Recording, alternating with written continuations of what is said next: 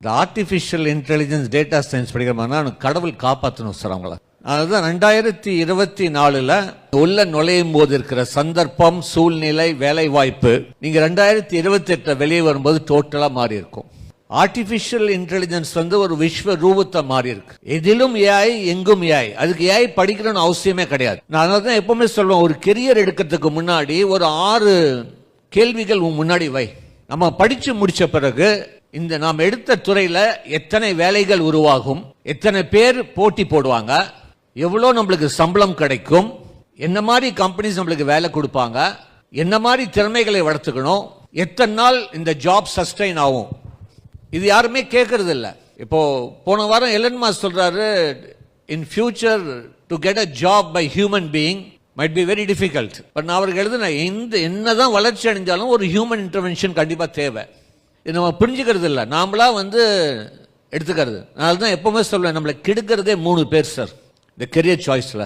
இந்த ஃபர்ஸ்ட் யாருன்னா, இங்க யாராவது 11th 12th படிக்கிற முடிச்சிட்டிங்கன்னா இந்த வீட்டில் சொந்தக்காரன்னு ஒருத்தன் வருவான். அவனை ஃபர்ஸ்ட் உள்ளே விட்டுறாத.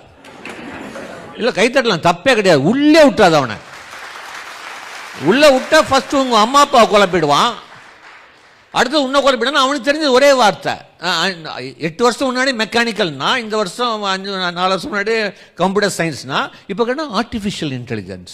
இல்லை தெரியல எனக்கு இது எல்லாமே. நான் கூட இப்போ US every March I go to future industry expo. Very happy. Very few people are called for that. ஃபியூச்சர்ல எப்படி இருக்கும் அப்படின்னு. ஃப்ரம் எலன் மாஸ்க்லேருந்து Bill Gates, everybody comes for that. அந்த 3 நாள் கான்ஃபரன்ஸ்ல nobody spoke about artificial intelligence. It's gone beyond. அதுதான் தமிழ்ல மாற்றம் ஒன்றே மாறாதுங்கிறான். Artificial intelligence is developed into generative AI. Chat GPT இப்போ 4.0 போட்டிருக்காங்க. எத்தனை பேர் அது பெய்டு வெர்ஷன், எத்தனை பேர் சப்ஸ்கிரைப் பண்ணிக்க தெரியல. I tell you, everybody should subscribe. நீ கேட்குற கேள்வி எல்லாத்துக்குமே பதில் அடிக்குது சார், எல்லாமே சொல்லுது. அது generative AI. Next will be moving into artificial general intelligence, adaptive AI. Artificial general இன்டெலிஜென்ஸ்க்கும் ஏஐக்கும் மிகப்பெரிய வித்தியாசம் இருக்கு. நீ கூகுளில் போய் பாரு.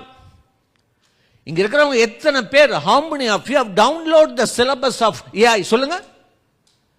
உங்க பையனை AI படிக்க வைக்கிறீங்க, how many of you download the syllabus? Have you compared with computer science? கிடையாது. படிச்சவங்களே பண்ணல சார். பாவம் நினைச்சு பாருங்க, கிராமத்தில் இருக்கிறவன். There is not much difference. There only difference about 4 to 5 subjects. Do we develop AI platforms? ChatGPT, Bardo, Bingo, AI tools like Code Whisperer, Codiga, Copilot, Midjourney, India பண்றாங்க. 99% AI tools are developed in US. இது தெரிய மாட்டேங்குது.